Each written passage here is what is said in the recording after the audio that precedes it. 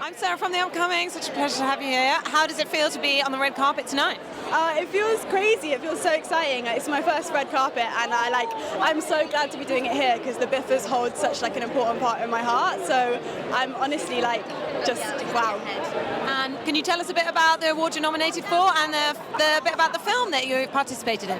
So I'm nominated for Breakthrough Performance because The Origin was my first ever job. We did it a few years ago now, but it's a horror film that's set 34,000 years ago and the dawn of the humans, but it's a feminist horror. So it's women in horror finally getting the kind of screen time and the dominance that they deserve. So I was so glad to be in that film.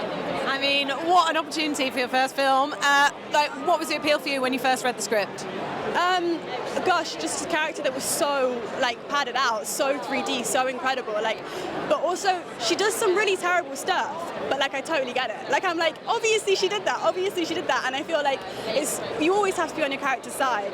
But to be on a character's side that much after you've seen what they've done is there's something really special here. So yeah, I love Bea. Yeah. And what was the experience like for you? What were some of the highlights and challenges along the way? Wow, so we filmed it in lockdown, 6 weeks in a bubble.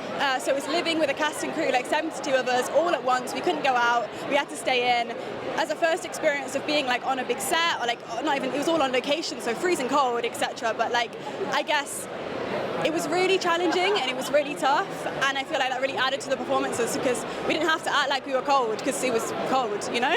But I feel that was really special because it meant that I knew who everyone was. I know what the best boy does, I know what the Sparks do, I know what everybody does, and it just made the whole industry seem so much less scary. So now when I do another job, I'm everybody's lovely, everybody's approachable, everybody's nice, and I think, yeah, I'm so grateful for that. And what do you think people can take away from watching the film? Because it does feel like horror has kind of become this genre now that's really, it's not just about jump scares and, and all this, that and the other. It's actually a really effective medium to kind of exploring the female experience, female issues, So what do you think people can take away from this one?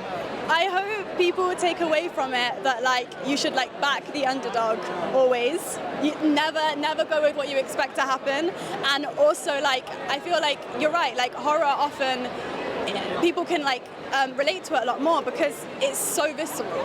People are being the most vulnerable, the most visceral because they're scared they're gonna die. So I feel it's a really good way to connect with the human experience. Maybe not in just a jump scare way. Not that there's nothing wrong with that, but for example, St. Maud's, that psychological horror and how brilliant that was. That was. Very quickly, do you know what you're going to work on next? Have you got lots lined up?